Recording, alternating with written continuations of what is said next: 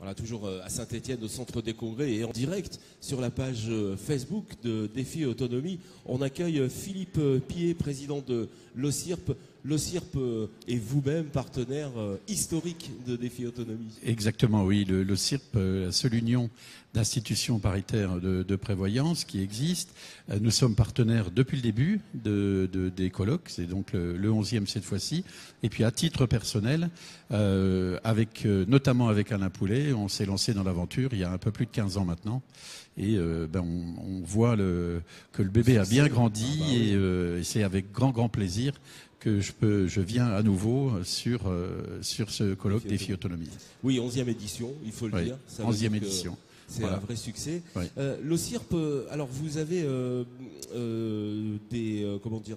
pas des nouveautés, mais vous partez dans l'assistance. Oui. Justement, vous pouvez me parler de ce que vous faites? Voilà, dans le cadre de la perte d'autonomie, voilà. Il va y avoir des tables rondes dans quelques instants sur les aidants, sur l'aide aux aidants, sur ce qu'on peut apporter aux aidants, et à partir d'une disposition de la loi de l'adaptation de la société au vieillissement, qui stipule qu'un aidant peut avoir droit à un congé sans solde pour aider un proche. À partir de là, l'OSIRP a imaginé une garantie collective qu'on va proposer donc dans les branches professionnelles et dans les grandes entreprises.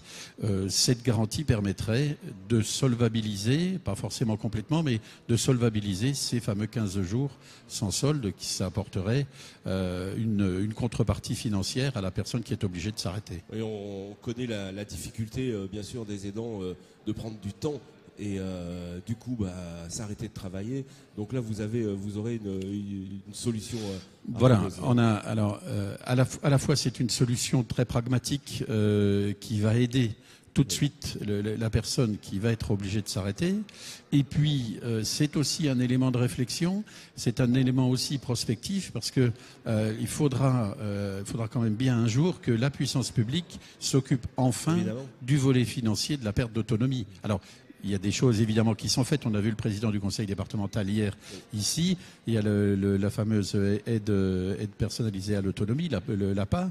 Mais c'est malgré ces subsides qui sont conséquents, il y a un reste à charge qui est très important et qui est discriminatoire en fonction des territoires où la personne en perte d'autonomie se trouve. Ça monte malheureusement bien souvent largement au-dessus de la pension vieillesse, puisque on a la moyenne d'une pension, la pension vieillesse moyenne, c'est 1370 € et un EHPAD, c'est souvent 2000, voire beaucoup plus selon les villes ou les régions dans lesquelles on se trouve.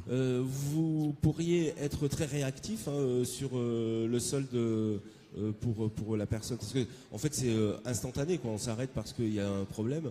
Et vous pensez que ça peut être réactif? Dans la mise en œuvre, je pense que, alors je ne suis pas un technicien, mais oui. dans la mise en œuvre, c'est un contrat d'assurance. Oui, voilà. Donc dès l'instant où le contrat d'assurance est souscrit, à partir de ce moment-là, sous réserve de remplir les conditions d'être aidant et de le justifier, je ne vois pas ce qui pourrait s'opposer à une mise en application immédiate. Donc voilà, pas mal de sujets sur cette table ronde.